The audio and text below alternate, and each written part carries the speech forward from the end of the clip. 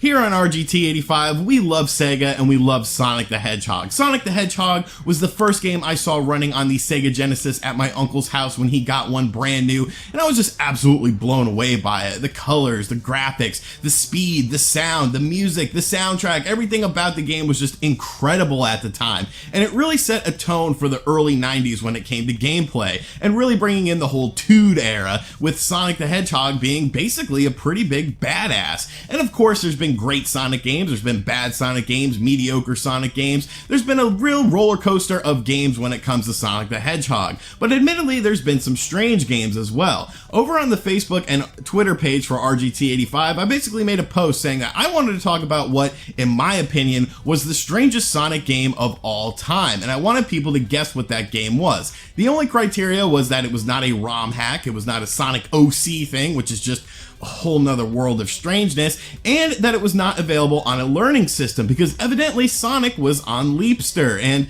I had no idea about that. You learn something new every day in the world of video games. And I had a lot of people reach out to me and a lot of people guess. And not many people guessed the game that I'm actually going to talk about today. So that really means one of two things. Either A, it's just not that strange, which I can't believe that would be the case, or B, that many people just don't know about this game, which I hope is the actual situation. Now, the two games that people mostly talked about were Sonic 06 and Sonic and the Black Knight. Now, Sonic 06, I don't really think is a strange game. I think it's just a bad game, a broken game, a buggy game. But when you look at Sonic 06, it was pretty much trying to carry on what was done in Sonic Adventure, these sort of little open world areas, and that behind the back 3D gameplay that was introduced in Sonic Adventure, which Sonic Adventure is a great game, so I can't really fault them for trying to emulate that success. The only real strange thing about Sonic 06, besides the fact that it's a broken, buggy mess, is the weird sort of necrophilia, bestiality scene, that kiss. I don't know, man, that's just a little too strange for me, but I don't think that makes the whole game itself very strange. Now, Sonic and the Black Knight admittedly is pretty strange, but once again, it's still that sort of 3D Sonic game that we have seen before, just trying to change it up. Medieval times, King Arthur, Sonic with a sword, like, I don't know, man, it's pretty out there, but once again, it sort of follows that same gameplay path that we had seen in previous Sonic games. No, the game I want to talk about was a game that was just completely out of left field, a game that really makes no sense, but it's actually not a bad game. It's a game that I actually have a little bit of fun playing. So sit back, relax, and make sure you subscribe to the channel, because today we're going to talk about the strangest Sonic game of all time, in my opinion. Sonic the Fighters. Hey, RGT85. Hey, Sean. Oh my God, it's Stevie Richards!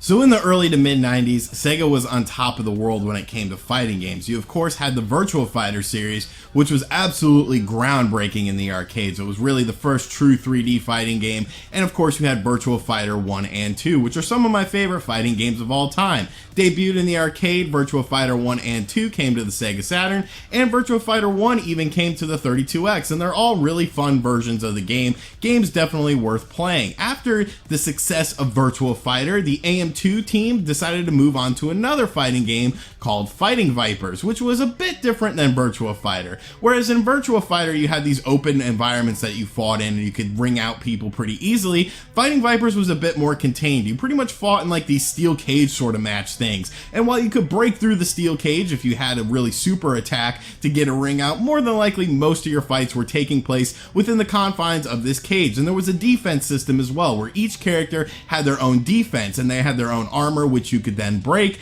and then do more damage to your opponent. So it was definitely very different, but another great fighting game. Well, one day someone at AM2 was working on Fighting Vipers and just playing around with a 3D Sonic model in Fighting Vipers, and somebody saw it, and then that ended up becoming Sonic the Fighters, which is actually very interesting, because when you look at the history of Sonic the Hedgehog, he had just debuted on the Sega Genesis back in '91, and you had a few Sega Genesis titles, you had a few Game Gear titles, and of course Master System ports as well, but there really wasn't a whole hell of a lot when it came to the Sonic the Hedgehog universe by the time Sonic the Fighters came out in 1996. Sonic had only been around for 5 years, so there weren't a whole lot of characters to choose from in the Sonic the Hedgehog universe to implement into Sonic the Fighters. So Sonic the Fighters, where did this game come from and why is it a thing? Well, basically the story of Sonic the Fighters is each one of Sonic's friends has a Chaos Emerald, and they decide that whoever can get all of the Chaos Emeralds by defeating each other in a pseudo fight club sort of thing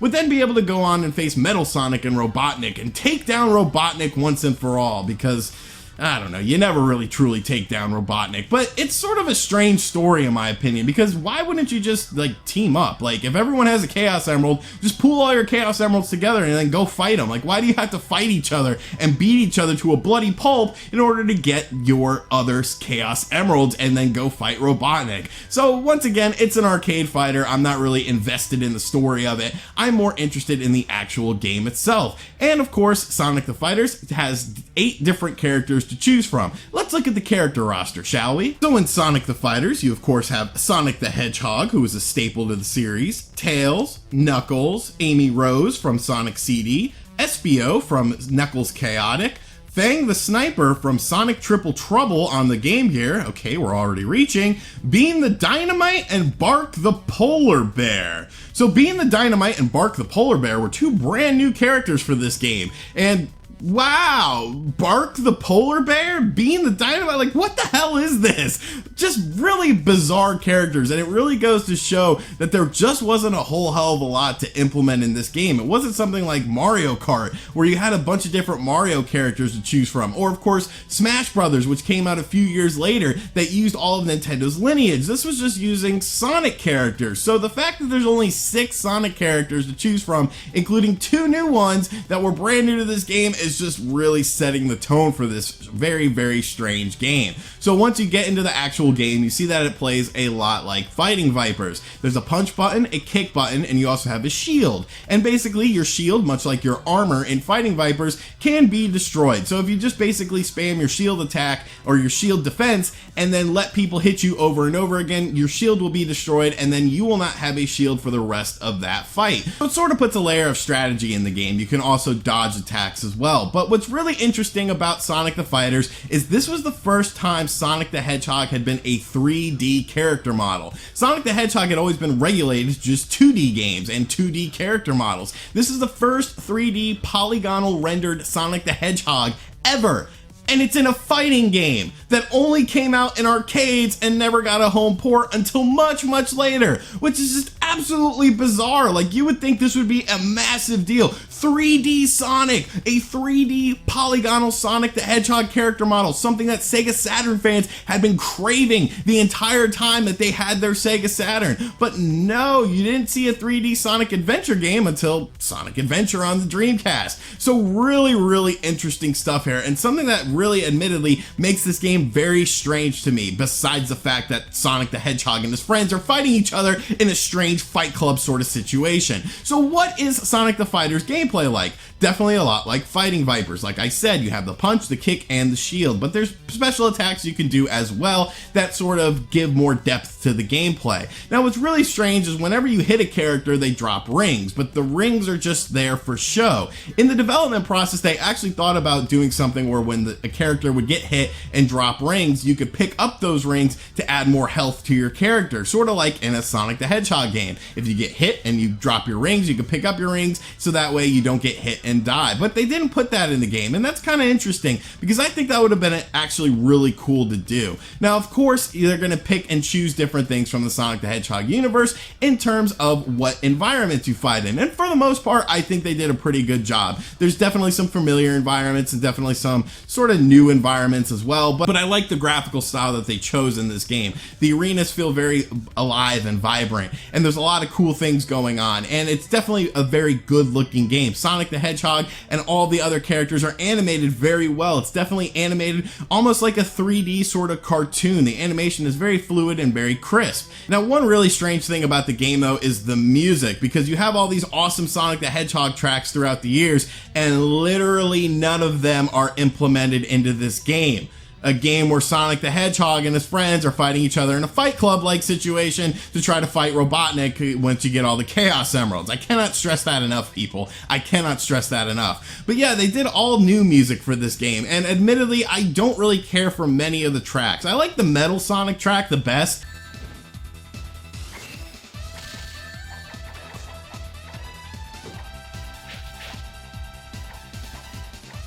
Which is the boss battle in the game, but really all the other tracks are kind of weak in my opinion, which is a bit of a damper. The gameplay itself, while there's a lot of things you can do in it and there's special attacks and things, it's pretty simplified. Admittedly, Sega admitted that they made this game sort of easier for children and women. Yeah, imagine saying that in 2018. Good luck with that, Sega. But yeah, it's definitely a simplified gameplay system. You can pretty much button mash your way through it until most of the later levels if you really wanted to. Admittedly, I'm not a huge Sonic the Fighters fan. I'm not deep into the lineage and the history of the game, so I was going into this with a pretty fresh set of eyes, and really it was not a difficult game. I didn't really get a good challenge until I did a character face-off between Sonic and Sonic because Robotnik is Robotnik and he wanted to make a fake Sonic and pit me up against him. Metal Sonic was a bit of a challenge though, I will admit that. There was a bit of frustration when it came to Metal Sonic, but after you defeat Metal Sonic and you have all the Chaos Emeralds, there's a bonus stage where you fight Robotnik himself, and it's on a time limit and you have to do it very quickly. What happens when you defeat Robotnik? I don't know, because I thought I defeated him. I was hitting him, I was hitting all my attacks. It seemed like I was doing damage, and then his life bar just sort of stopped going down. So I just kept hitting him and said to myself, oh, well, it must just be you have to survive the 15 seconds and then you get something going on with that. But no, the game just sort of ended and it said I failed, and I was a bit pissed off by that. Now, Sonic the Fighters does not contain any extra fighters. There's no hidden characters to unlock. There are hidden characters in the source code of the game, but as far as actually playing the game in the original format, you cannot access any characters. This game was re-released on the Xbox 360 in a digital version, and there were extra characters added in, but this version of the game that we're playing is the Sonic the Fighters game on Sonic Gems collection for the Nintendo GameCube. All the footage that you're seeing is Sonic the Fighters running on the GameCube through the Eon HD GameCube adapter, which I absolutely love and makes this game look fantastic.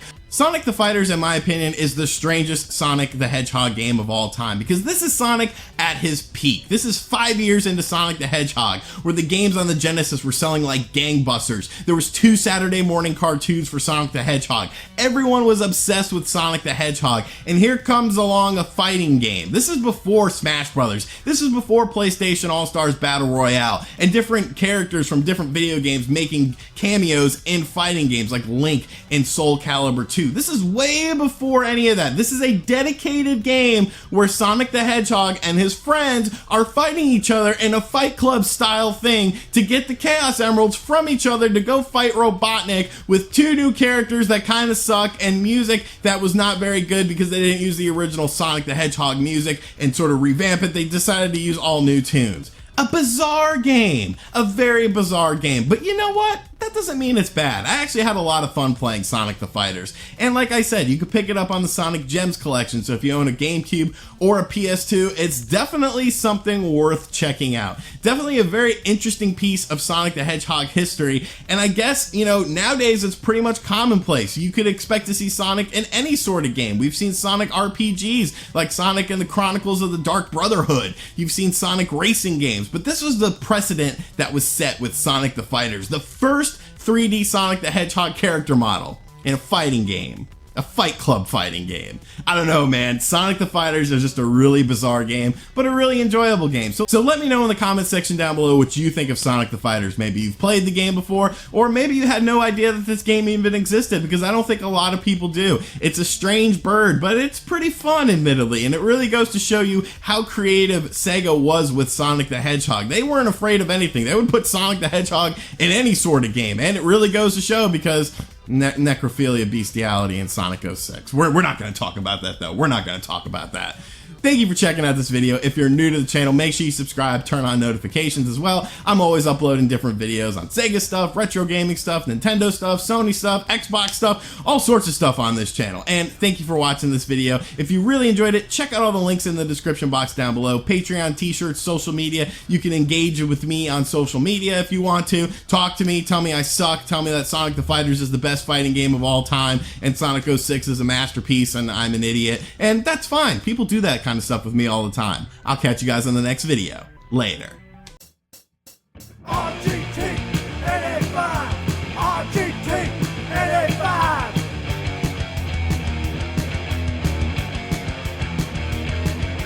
RGT 85.